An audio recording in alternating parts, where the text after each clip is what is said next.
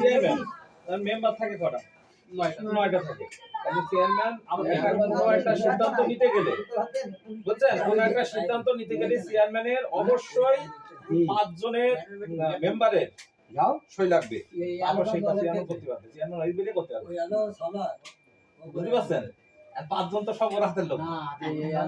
এই এবং ওখানে নিয়ম আছে যে বিরোধী দলের থেকে আচ্ছা ডেপুটি স্পিকার নিতে হবে। আর যে উচ্চ কক্ষ হবে, এই উচ্চ কক্ষে ধরেন 300 এমপি থাকবে, 300 এমপি থেকে ধরেন উচ্চ কক্ষে থাকবে 50 জন।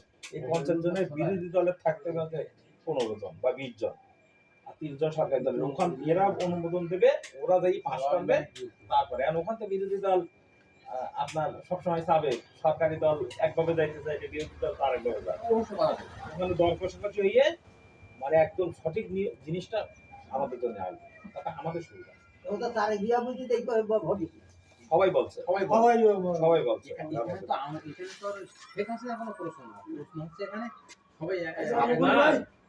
না ভোটার ক্যাম্পেইন করতে যাবি।